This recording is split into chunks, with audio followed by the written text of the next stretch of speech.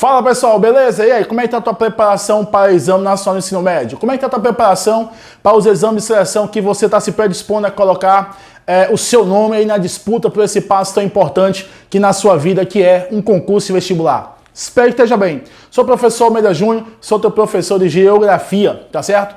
Tu já te perguntou o que significa globalização? Tu sabe o significado dos elementos que se envolvem, dos fatos, dos fatores que levam ao processo de unificação econômica no mundo inteiro? Tu sabe a diferença de crescimento para desenvolvimento socioeconômico, político, militar? Tu não sabe? Tu sabe o que significa desigualdade, o que forma as desigualdades no mundo? Por que tantas desigualdades no nosso planeta, mesmo sendo globalizado? Tu já te perguntou o que significa movimento de antiglobalização? Quais são os elementos? Quais são os fatos? Quais são os fatores que levam a esse movimento chamado de antiglobalização? Não? Pois a partir de agora eu vou te dar algumas informações preciosas, tá certo? Para você bater no seu material didático e você entender um negocinho chamado diferentes tipos de globalização. Eu sou o professor Almeida Júnior. Te convido a assistir essa apresentação de aula. Beleza? Olha só, galera. Quando você fala de globalização, é interessante você ir na Gênese, é interessante você ir lá na origem. Por que, professor Almeida Júnior? Porque daí você consegue fazer um embasamento teórico, certo? Uma fundamentação teórica muito concreta, muito consolidada. Falar de globalização é você colocar na sua cabeça, tá certo? Que a globalização ela é um resultado, uma sequência, tá? Da aceleração do crescimento capitalista, ou também chamada de economia de mercado. É uma cria, tá?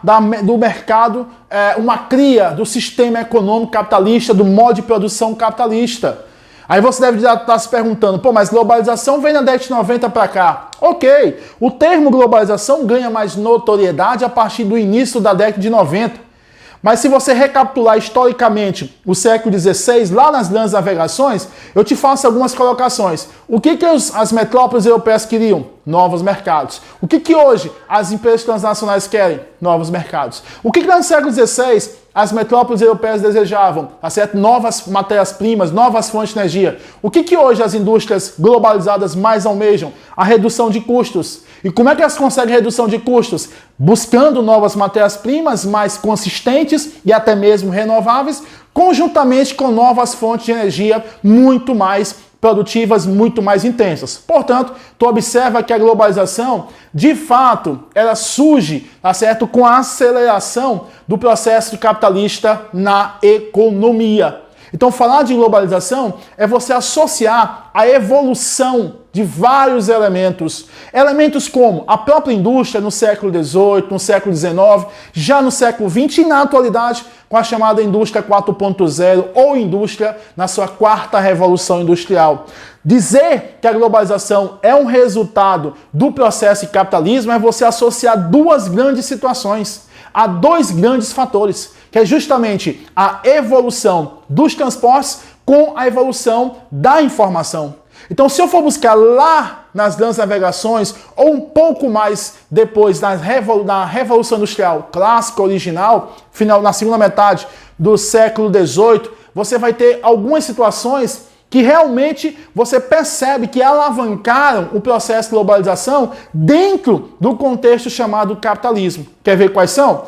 Vamos falar de ferrovias, eu falo de Revolução Industrial. Vamos falar de imperialismo, eu falo na fase capitalista chamada auge, apogeu do capitalismo, em plena Revolução Industrial. O imperialismo levou o capitalismo para tão alto, ok? Que surgiram várias teorias, uma delas bastante conhecida na história, na sociologia e na geografia, chamada de quê? De liberalismo econômico. O que foi, professor Almeida Júnior? Esse liberalismo econômico colado com o imperialismo europeu a partir da primeira Revolução Industrial. Foi uma doutrina política que tinha a premissa principal, básica, em não aceitar tanta intervenção do Estado na economia. Por quê? Olha, porque o próprio capitalismo dizia, tá, que ele estava se expandindo de uma forma global, olha aí, ó, a associação, que não precisava de tanta intervenção do Estado. Aí você entende hoje um negocinho chamado neoliberalismo, ou melhor, a ausência, a redução, a minimização do Estado intervindo na economia.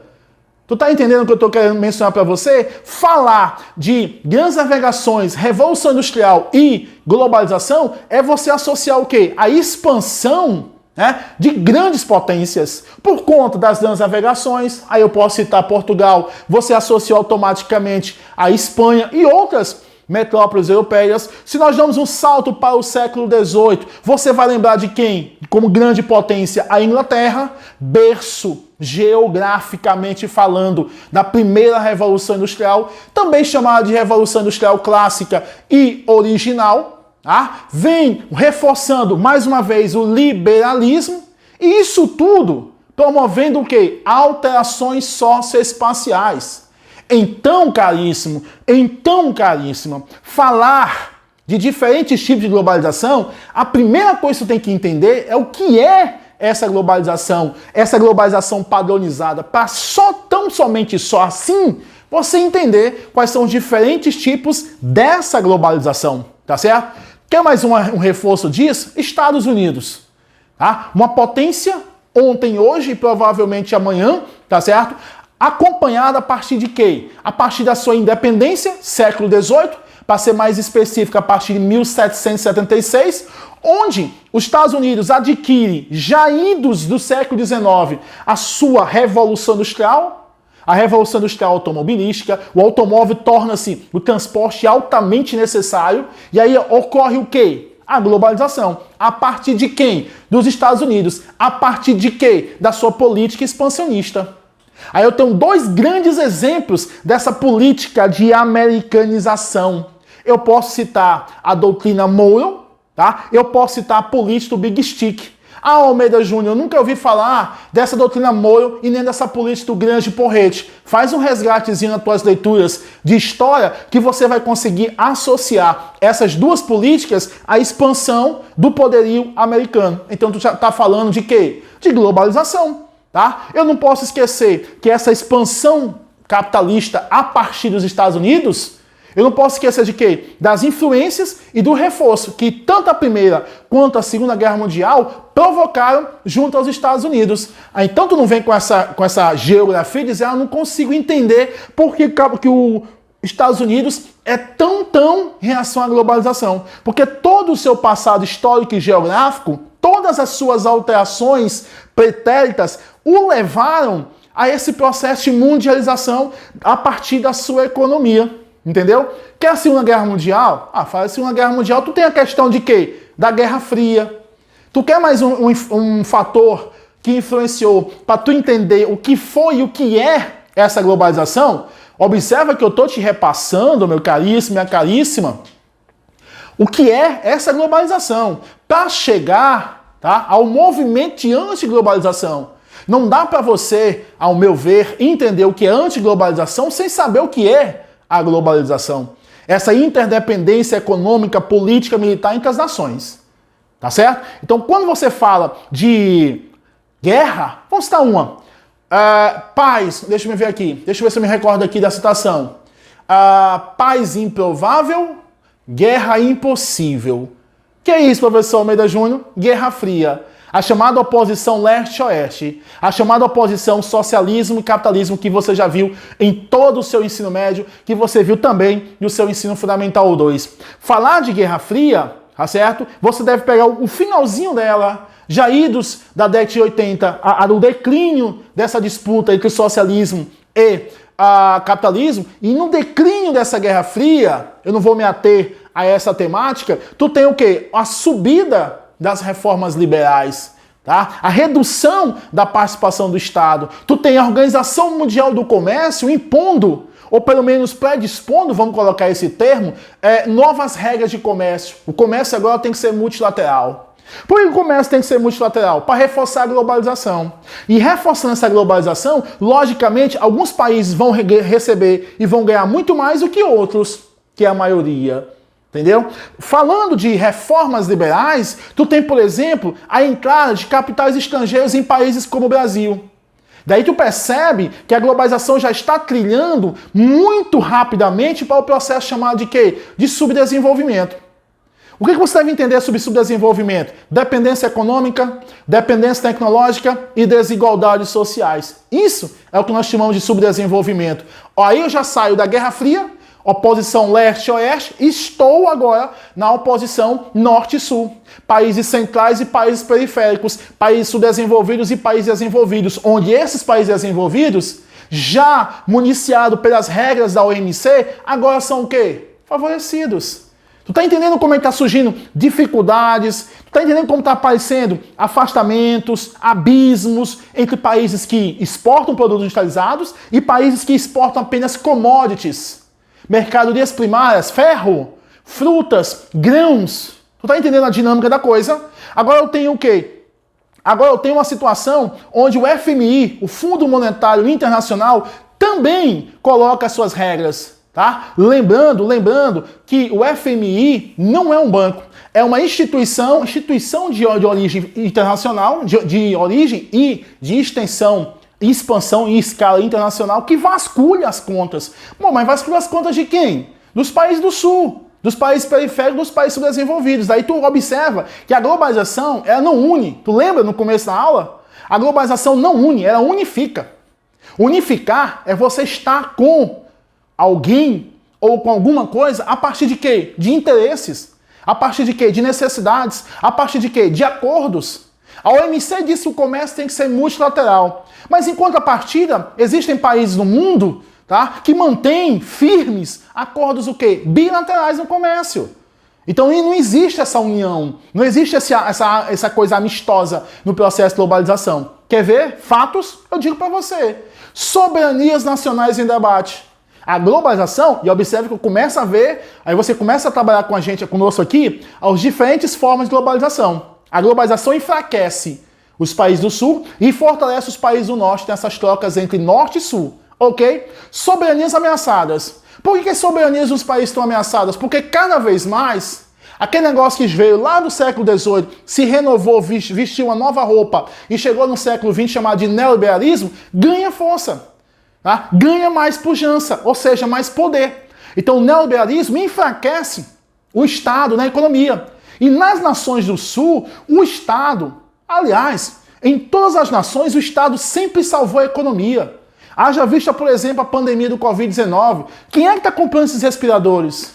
Quem é que está montando esses hospitais de campanha? A iniciativa particular, a iniciativa privada, é? Não, o Estado. Tá? Eu vou dar uma máxima para vocês que no capitalismo, que originou esse negócio chamado globalização perversa, desequilibrada, e vou voltar a palavra perversa, todas as crises que o modo de produção capitalista já teve, todas as crises foram salvas pelo Estado. Entendeu? Fica essa dica para você. E o neoliberalismo está implantado. Essa redução das ações do Estado, da intervenção do Estado na economia. E isso enfraquece, ameaça as soberanias dos países. Por quê? Porque há um entra e sai de empresas transnacionais ao seu bel prazer. Acompanhado de quê? Acompanhado da ideia que as fronteiras agora não mais podem existir. Olha qual é a jogada. Por isso você tem um fato, soberanias ameaçadas. Eu boto mais um para você entender que a globalização existem outros processos, outros elementos ou outros tipos. Eu cito ainda na questão da ameaça às soberanias nacionais, eu cito a questão de novas regras políticas, novas regras comerciais. Tá? Te dou mais um fato. Integração global, benefícios desiguais. Vou repetir. Quer ver mais um fato que ganha força no movimento de antiglobalização? Integração global e benefícios pontuais ou simplesmente desiguais. Como assim, professor? A globalização ela faz o quê? Uma integração. Mas essa integração não é união, ela junta. A globalização faz uma integração e essa integração gera o quê? Dependências. Sejam elas dependências econômicas, dependências tecnológicas. A globalização ela promove o surgimento dos chamados países emergentes. China, Índia, Brasil, tá? São países emergentes que vêm lá do sul primário para o sul industrializado. Mas são iguais os países industrializados como os países do norte? Não. Existe dependência econômica, existe dependência tecnológica e existem desigualdades sociais em países como a China, México, Argentina e o nosso próprio Brasil. Isso é a integração global com benefícios desiguais. Mas o reforço. As divisas cada vez mais são o quê? Presentes nos países do Sul. O que são divisas? São moedas fortes, que os países do Sul precisam loucamente. Por quê, professor? Porque os países do Sul são dependentes economicamente. Então eles precisam dessas moedas fortes, as chamadas divisas, tá certo? E como é que eles conseguem? Exportando. E o que esses países do Sul exportam? Commodities, mercadorias primárias exportáveis. Aí vem a pergunta, quem é mais caro? O grão de soja ou o derivado, por exemplo, o óleo de soja? Tá? Vou te dar mais um fato que dá reforço ao processo de antiglobalização. Pobreza e desigualdade social gritantes. São exemplos, tá, de fatos. Vou dar mais um para você. Redução da interferência do Estado na economia. Agora tu lembra, sem Estado sempre aumenta as crises, sempre surge com maior força as crises. 1, 2, 3, 4 fatos que levam, tá, ao chamado movimento antiglobalização. Professor Almeida, e o que é esse movimento de globalização? É um movimento, tá certo, que tenta pegar essa economia de mercado e torná-la mais viável socioeconomicamente falando. A antiglobalização é uma forma de promover governos centralizados e nacionalistas com o objetivo de reduzir, não extinguir, mas reduzir as desigualdades sociais, econômicas e espaciais no processo de globalização. Beleza? Eu espero ter contribuído com a tua temática diferentes tipos de globalização. Um abraço e bons estudos.